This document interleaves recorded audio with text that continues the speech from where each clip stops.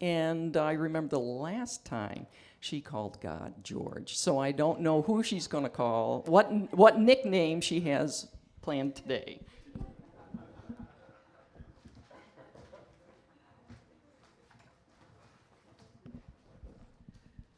Well, you're right. I do tend to use different names, different times.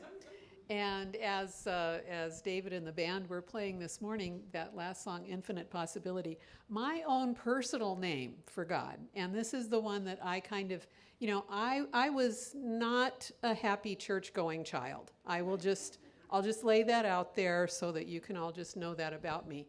And it wasn't that I had anything against the concept. It just didn't make any sense to me.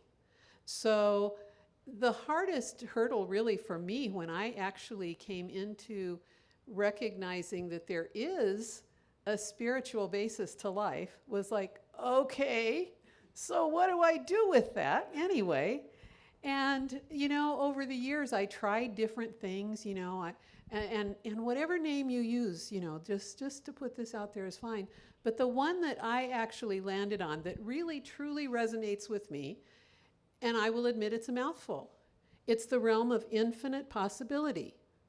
Infinite possibility. And that's the only name that I personally can put on that which is sometimes called God or George, whoever. And this kind of brings me back to one of the things that for today's message, because as we've already heard this morning, the message this month is loving out loud. And actually, that's kind of been the theme for CSL Centers this whole year, has been the authentic living of our lives as we know truth to be in, through, as expressing at the point we are. I don't know what your theme is. I don't know what your word for God is, but I know as much as I can know anything in this, through this human brain that connects to infinite mind, I know that we each are here for some purpose, and that purpose must be grounded in love.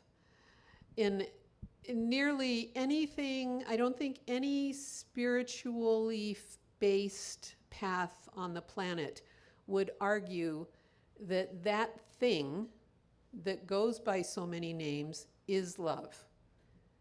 It's also peace and light and love and energy and all of that, and it's love. So when I was asked last time I was here, I was thrilled to be asked to come back in 2 or 3 months and give another lesson, another talk. And I said, yeah, sure, fine, I love it. And when I was given the choice of Sundays and the topics, there was one that I really thought, oh, I don't want to do that one. Guess which one it was. And the more that I resisted thinking, it's going to be Labor Day, everybody's going to have other plans. Maybe I'll have other plans. Who knows? I'm allowed to have other plans. And I just kept hearing all of the teachers I've ever had say, when you come up against something that you really don't want to open that door, that's really the one that you need to open. And apparently I really did not want to do today so much that I totally spaced through all of my emails and everything else that we had actually confirmed a date and a topic, and it was today. And I ended up sending emails off to Sharon and Maria a couple of weeks going like, so are we on for Labor Day weekend? Because it had vanished off of all of my documentation. And I'm a pretty well-organized person. So I kind of just took that to mean like, oh yeah, it's that topic I didn't want to talk about. So the topic explicitly today is, I love myself so much. And, it's a little embarrassing sometimes when, I've been through Unity's training for leadership, which means I went through what is the equivalency of practitioner training. and then through ministerial training, co-founded a whole church for years, and I still have issues with saying I love myself so much. And I don't think I'm the only one that has that problem.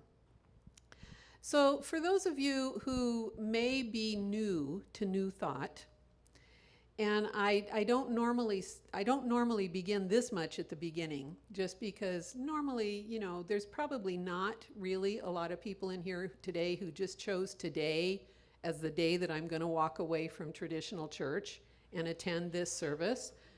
But in case it is, and in case you have forgotten, because in case you haven't noticed, most of our path is a path of remembering what it is we have forgotten. So in case you're brand new to this whole New Thought thing, there's sort of two things that I consider to be really foundational and basic. The first is, and I want to say hi to the online people too. I watch your online services most weeks, and every time I think, I got to remember to really say hi. I know you're out there. So the first thing is this thing about change your thoughts and change your life, which is, guess what, where the New Thought term comes from. Once we can change the habitual thinking that goes on in our mind, then it cannot help but change how life expresses in our experience. Will there still be pandemics? Yep, there will be. Will buses still go out of control and smash into things every once in a while? Yep, there will be. Will we go to work one day and find out our job is gone? Yep, that might happen. All sorts of things will still happen. However, our experience of those things will be grounded in truth, which is the things that happen to us are not truth. The experience that we have of that is grounded in our truth. So change your thoughts, change your mind, change your mind, change your thoughts, change your life. That's the first thing. And here's the one that's really related directly to today's lesson, today's reminder. And that is, there is no such thing as original sin. And for some of us, that's a hard thing to get over. If we've been told our whole lives, what do you expect? You're just a lousy worm of the dust out there crawling around doing the best you can. This is not the truth. This is not true. And most of you will have heard this before, the word sin actually tracks back to a Middle Eastern archery term of shooting at a target and missing the target. That's all it means. It doesn't mean something that condemns you forever and ever and ever to some sort of horrible fate. It simply means you missed the mark. Well, I missed the mark driving in today. I was driving down Craycroft and I was halfway up going, oh my gosh, I'm on the wrong road. I need to get over there to Swan. So I missed the mark, and I was still here in time for the meditation this morning. So it's not like it's some big horrible thing. If we can ever really remove the thought that we are somehow flawed from the beginning, then it becomes so much more easier to say those words, I love myself so much. We have to remember, however, that we have actually been trained and conditioned from the moment we come into this expression to think a few things that just aren't true. They may be factual, but they may not be true in the term of absolute truth. When we are first coming into this world, simply by virtue of the fact that we are so helpless, we're so tiny and helpless. Did you ever kind of just sit there for a minute and think back to what the world must have looked like as your eyeballs were first coming into focus when you were born? First off, most of us were probably born in hospital settings. So we've gone from this, nourishing womb of dark and maybe some muffled sounds we hear to all of a sudden, here's like people around us and bright lights and shiny things and harsh noises. and people poking at us and making sure that we're okay. And then we go home with somebody with these two great big huge things that we don't know who they are, and they don't know who we are, and depending upon the circumstances of our birth, they may have been more or less competent and skilled in parenting. They may have been more or less interested in parenting. And maybe they weren't even there at all. So when we think from the very beginning, our very first experiences of life in this realm, and I'm not one of those that says this is it and this is all there is. I kind of think there's probably an infinite number of possibilities of life experiences.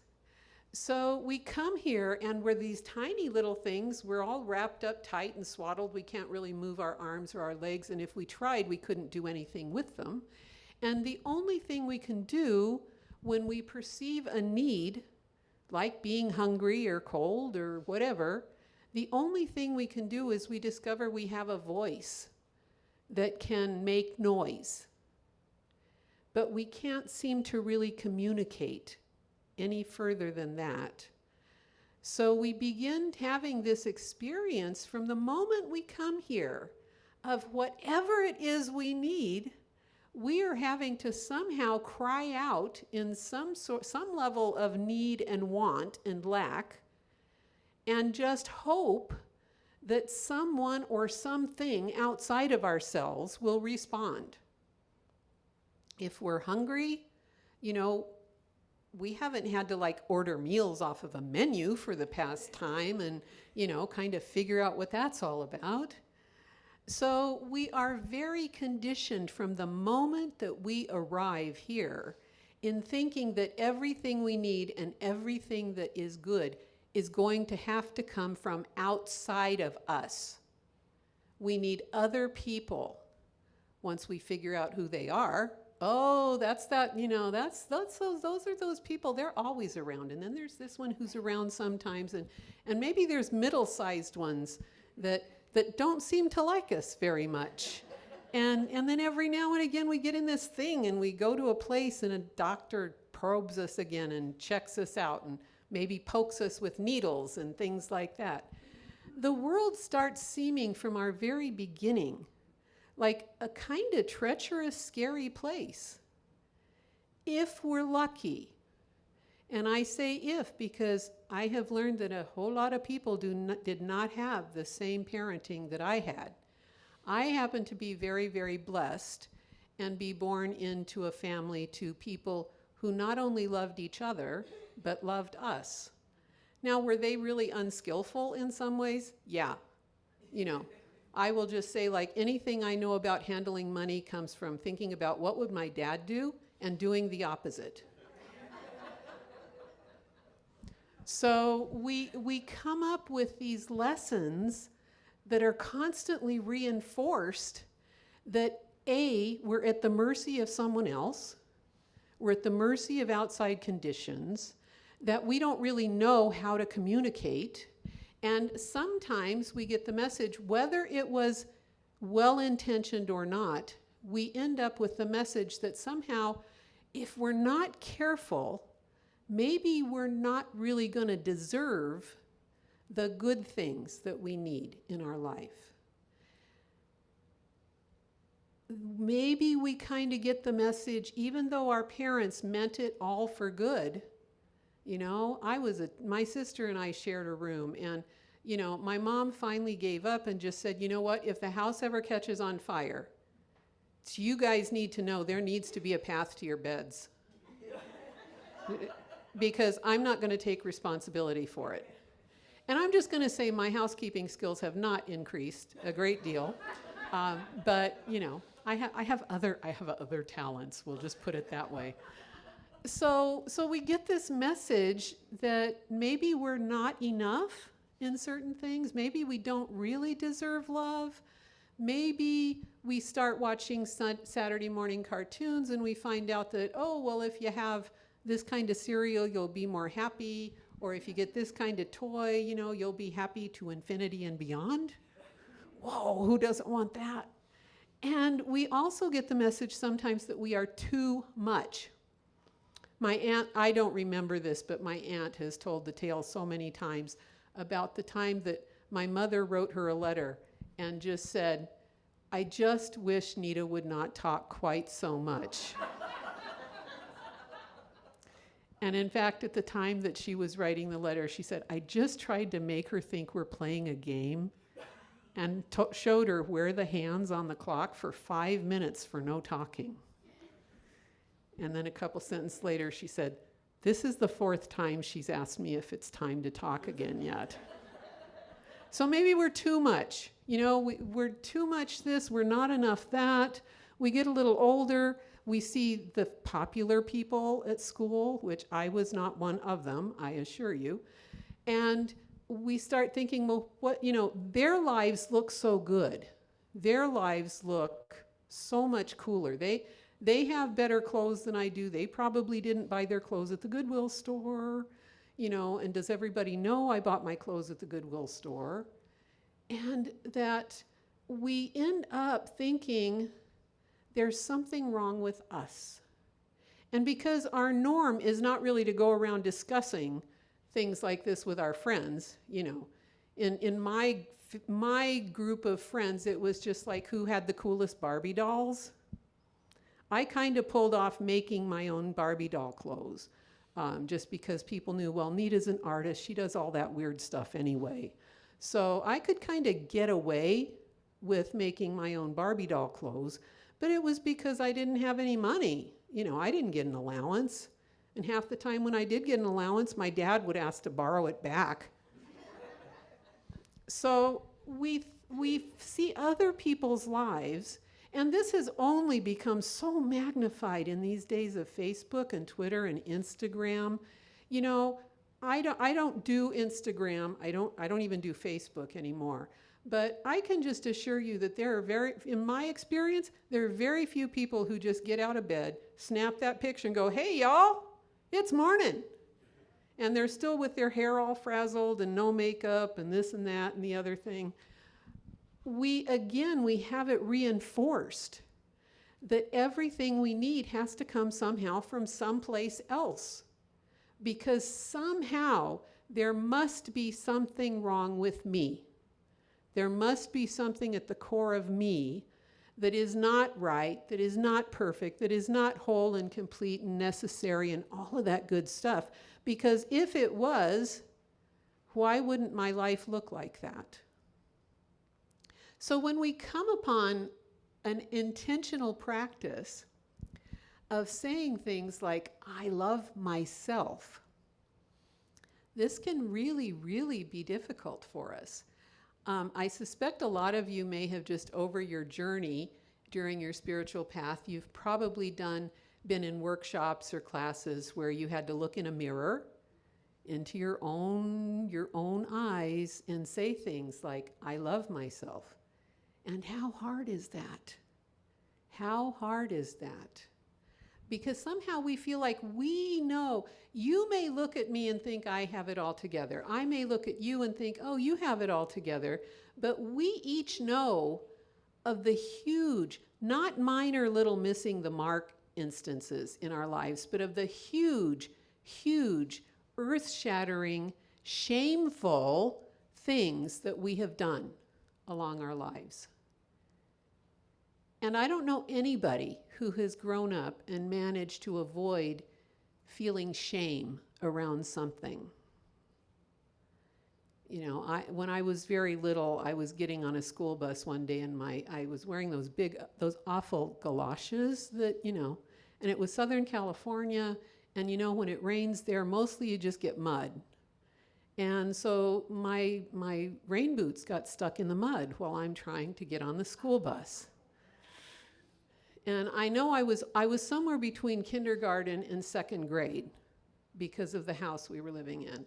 And I could not move. I could not move out of that mud spot. And all of a sudden the bus driver started laughing. And then the kids started laughing. And, I was not finding it amusing. I was not finding it amusing at all. And all this was to me was another instance where I was just like the uncoolest person on the whole planet. This whole busload of people had managed to get on the bus on their way to school without holding everybody up and holding up traffic.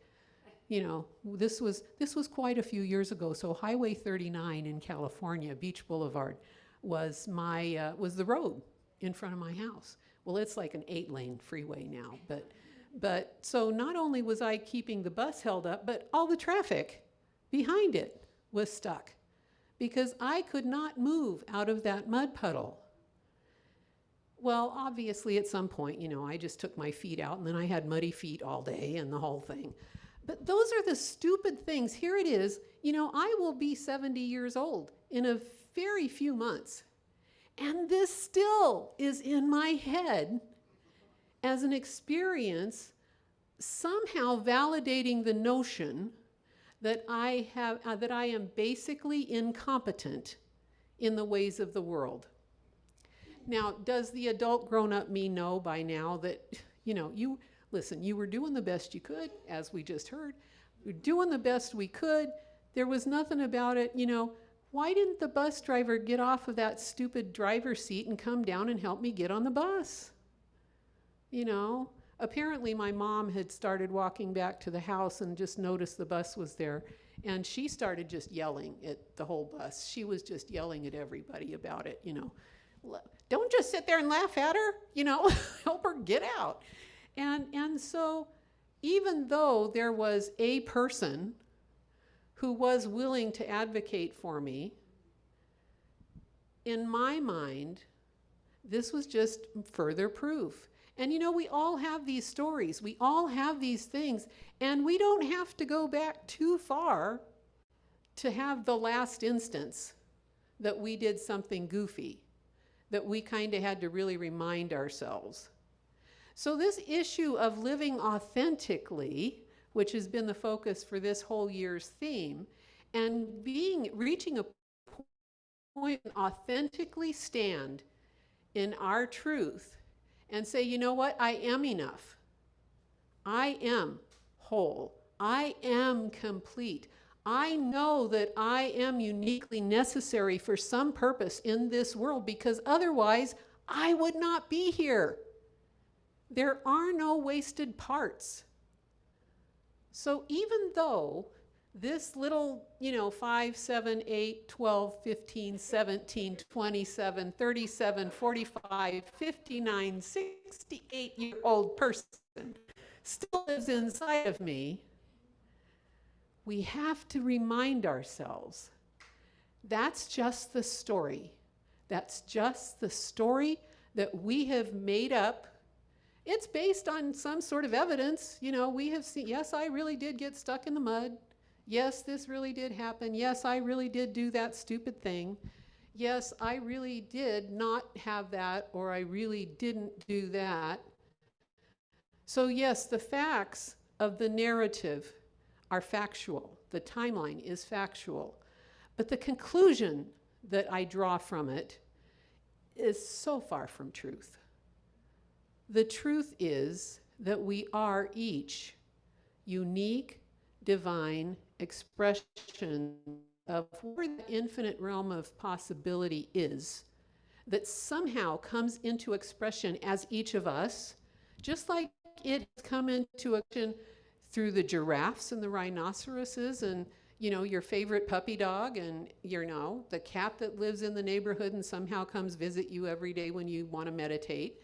And so just as each of those things has come into expression through some process, some creative process of mind, even though we share that with everybody else, we end up making up this story that centers on our less than-ness. I don't know anybody who escapes that possibility. And the thing is, most of us in this room, and most of the people you know, and most of the people on the planet are actually very kind and compassionate, loving human beings when it comes to how they treat their friends, when it comes to how they do their work, when it comes to how they treat their pets. And we would never, ever, ever say things to those friends and those loved ones that we say to ourselves. You know, if your friend came to you and said, oh, I'm so sorry, I was supposed to blah, blah, blah, and I just didn't, and I totally forgot. You're not going to beat them up and say, well, you're just, that just proves you're slime, just like you've always been slime. What you're going to do, you're going to smile at them and you're going to say, I am so sorry to hear that you have had such a crappy day. And for whatever part of it that I can just say that will make you feel better, let it go. It's not that big of a deal. And then we'd probably ask them if they want some chocolate or something, which, by the way, where is the Monsoon Chocolate Cafe? I have never heard of this place.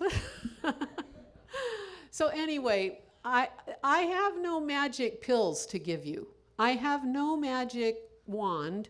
I've been, from the whole time I was in ministerial school, kept asking, so when do I get my magic wand? I did not ever get one. I can't fix your inner story. But what I hope that I can do is to remind you that it's a story. And just like Sleeping Beauty wasn't a true thing, Sleeping Beauty was a fairy tale, pretty much I'm going to say all of those stories that ended with, and they all lived happily ever after, they're fake. I hate to break it to you, but, they're fake. They're based on some element of something that runs through us that holds a larger message for us.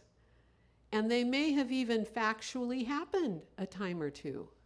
And maybe somebody really did live happily ever after. But I do want to ask the question because it touches on something else. One of the things that we have to be conscious of is this idea of metaphysical malpractice. Because there can be a tendency for those of us in New Thought to say, well, but if I was doing things right, if I was speaking the right word, if I was praying appropriately, if I was doing this, then why doesn't my life just reflect that perfection? And I just, remember you're in a human place here with other humans. And we do not all remember every moment of the day that we are the divine in expression. So don't allow yourselves to go down that path. And for those of us who look to Jesus as one of our master teachers, how well did that whole perfection thing work out for him in terms of us? Now, there was a lesson being taught and all of that good stuff, so I don't want you to think I'm, being too blasphemous around the whole thing. But if you get it in your head that just because you're a good metaphysician, that you kind of get to put on the golden skates and just cruise around and, the world's all going to bow down at you and, your boss is going to give you a raise just because, you came in smelling nice that day or something. No, you still live here. Your work is still here. So just recognize you live with one foot in each world. And we're so conditioned with all of the outer stuff that it's almost impossible to remember truth. We can remember it when we become still. This is why, in my mind, there is one non-negotiable on the spiritual path, and that is some sort of practice of stillness. Doesn't necessarily mean sitting in meditation. It may be playing music, it may be singing, it may be drawing, it may be building matchsticks into, replicas of the Roman Colosseum or something like that. But something that is a practice of stillness that allows you to let go of all of those stories that are just not true, even if they really happened. So as we kind of wrap this up, I wanted to quote Ernest Holmes here from Science of Mind. Ultimately, we shall see that the universe rests on the shoulder of love, that God is love, and that all the errors of man are the result of the ignorance of their own true nature. Let's just repeat that one for a minute. All the errors of humankind are the result of ignorance of their own true nature.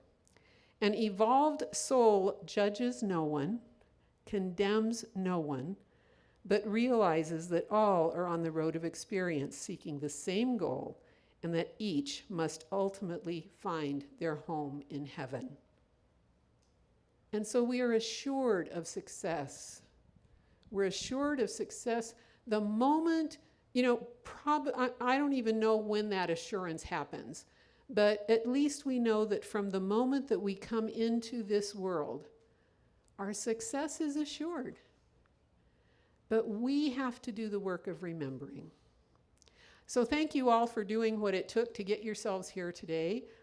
And thank you, some of the faces from our old Unity Peace community that are here. It's good to see your faces. And I'm loving getting to know the rest of you as well here. So thank you very much. And I think at that point I'm just checking, I move into the prayer for this point. Okay, I'm getting it down.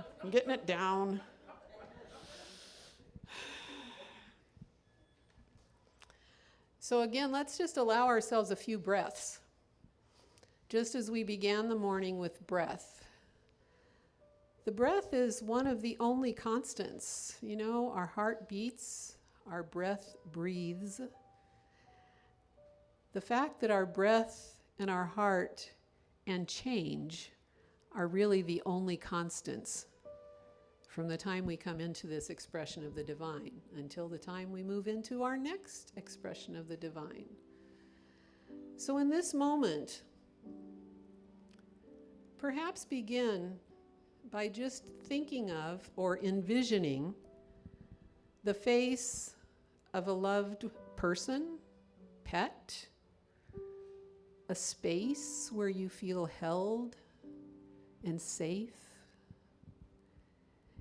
And as you think of that person or pet or grandchild or whoever it is, or that space, that all you need to do is think about it and know that yes, the world is a safe place.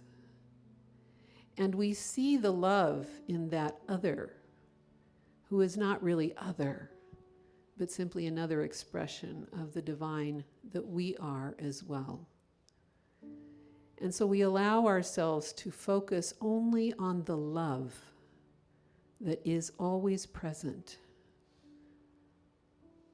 We forget that love is always present, even in the midst of conflict, in the midst of confusion, just as peace is always present in the midst of any type of chaos. We can always pause, breathe, and remember that that same presence, that same power, whatever that presence and power is known by to you, it is present.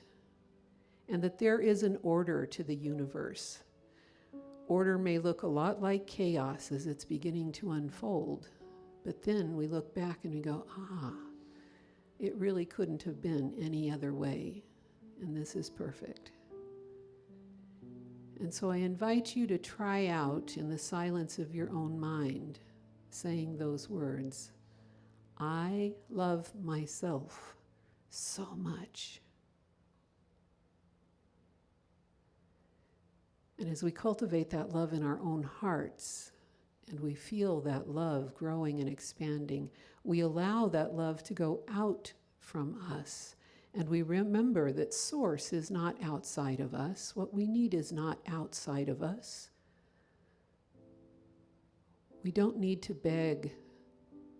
We simply need to become still and know. And in that stillness, we remember that we are holy. We remember that we are whole, that we are complete, that we are strong, positive, powerful, wise, loving, fearless, free spirit. We know this is true, and so it is. Amen. Thank you, everyone.